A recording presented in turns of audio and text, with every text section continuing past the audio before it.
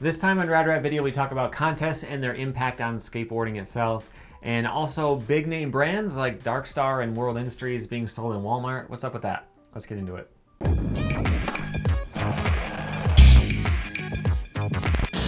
Welcome back to Rad Rat Video, the channel where you can learn something new about skateboarding 3 times a week. Every Monday, Wednesday, and Friday, we take a look at something in the skateboarding world, learn about skateboarding games, we look at the careers of your favorite pros, we do all kinds of stuff, including answering your questions on Ask Rad Rat. Got a few of them for you today. Let's get into it. First is from Drew in West LA, who asks, what would be the next spot you would like to see Thrasher hold a contest at? So Thrasher is all about going to a real spot and holding a contest there, and I think it would be really cool to see an older spot that used to be a huge proving ground for pro skaters. I was thinking Carlsbad, first thing that popped into my mind, and I looked it up, and there was actually a contest sponsored by Transworld there in 2011, and it was pretty cool because that used to be you could like frontside flip it and be on the cover of everything, and then just seeing what people can do in a contest now was pretty crazy just to watch the development.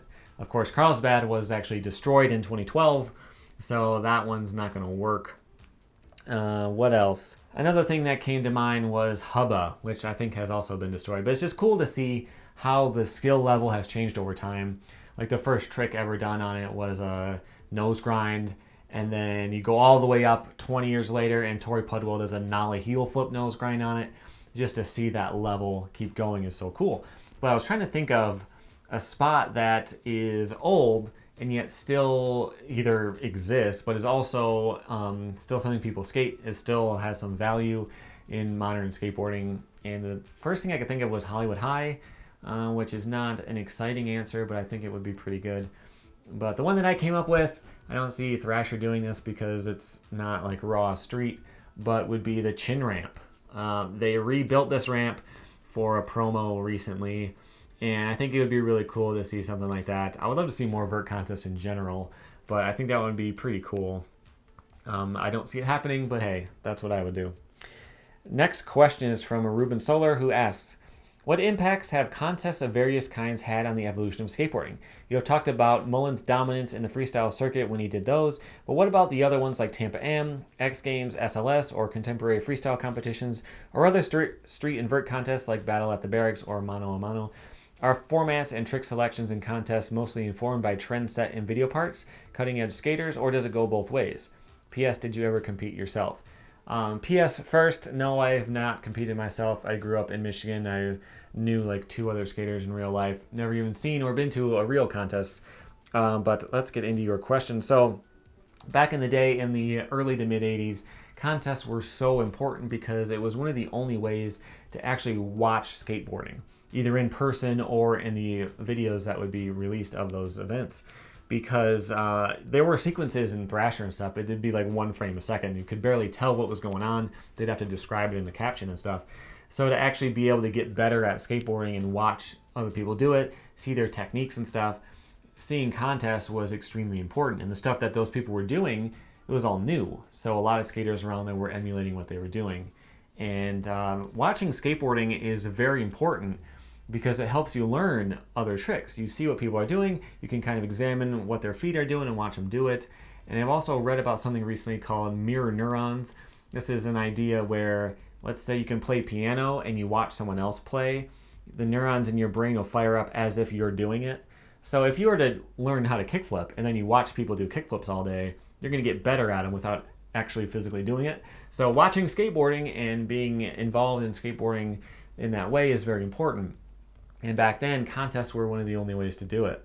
So as we move forward into the later 80s, into the 90s, I've talked about this in the past couple of videos, but you can only go pro if you placed really well in contests. That was a big deal.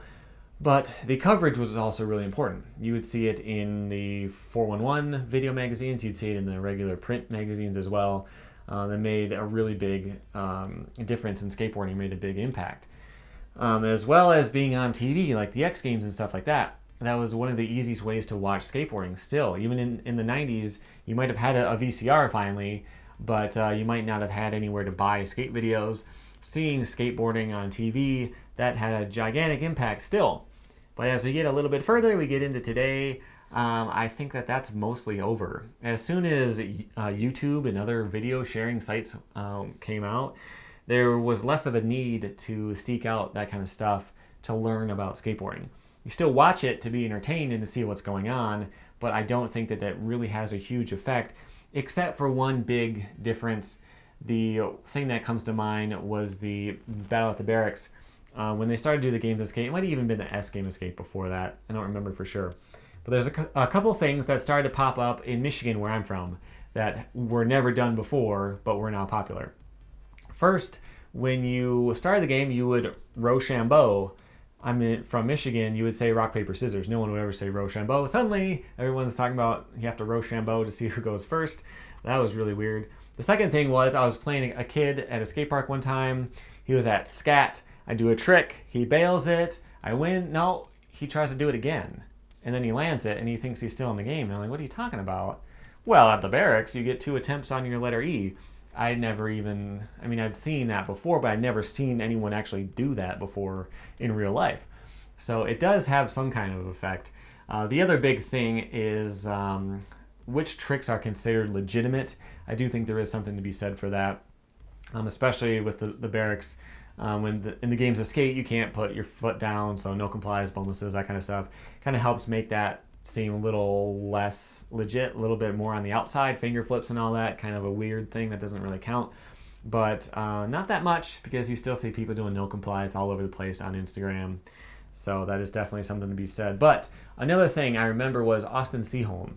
He used to do contests, I think it was like the Dew Cup or something like that, and he would do these the Casper flips, like Casper big spin flips and all that kind of stuff. And no one else was doing that anywhere, and it was so crazy to see someone do that like it was no big deal. And that did kind of make me think about that trick as if it's something that has potential. It's not just a weird flat ground thing. It's actually a trick you can go out and do. So it does have some kind of effect, although I think that is getting much, much less as time goes on. The last question is from Dylan Januszewski. Sorry, that's probably completely wrong. He asked, do you think since deck companies like World Industries and Darmstadt have started selling decks at Walmart, one, are they the same decks in quality? And also, how do you feel about companies selling to Walmart and similar places? So I had to look up Darmstadt, and it's a city in Germany where there was a concentration camp. It took me a very long, embarrassingly long time to figure out that you had meant Darkstar, and it auto-corrected. So we're talking about World Industries and Darkstar, not Darmstadt. But anyway, I looked these up, and they're not for sale in my Walmart or Target or anything like that nearby. But a lot of people have mentioned this to me, so it has to be available somewhere. You can buy them online through Walmart.com, but it's being sold by someone else through them. So it's kind of a different thing. But I'm going to take all of your words that it is available out there somewhere. So your first question is about the quality, if they're actually any good. I've looked up the prices and everything, and it seems like they're probably pretty legit. They are spending money on graphics, especially Darkstar. They've got a whole team. You know, they're doing everything the same. They're just increasing their distribution model. I want to talk about Darkstar a lot more in the future and do a full video on them, so I'm not going to go too in depth. But as far as World Industries, they obviously have artists on staff. They are charging full price for the boards, so they obviously have the confidence that it is a pro board. They have a team as well, although it's not as prestigious as Darkstar or anything like that. But I would say that they're probably at least pretty good. They might not be top of the line or anything, but here's something that I've found out when I was researching deck companies and stuff. There are wood shops out there that make boards for pro brands that you would know. And you could buy those boards, you could even have your logo printed on them, and they would be just as good as a pro board. And so it's very likely that that's what they're doing. I know of a freestyle brand, and I know what wood shop they use because I was able to find it. It's something that you or I could order from, but they're professional level. They're just not, they don't have the special stuff. They don't have, the impact discs and vertical laminates and anything crazy, but they're pretty good. So I think you could be confident that you're going to do just fine with one of those boards, especially Darkstar. I haven't seen any reviews of the new World Industries lately. I've looked it up. People have emailed me about them before, and they've said that they're okay. So I haven't gotten a great feel of how good they are. But Darkstar is going to be fine. The second part of your question was how I feel about them doing that. And honestly, I don't really like it because, well, there's a couple of sides to it.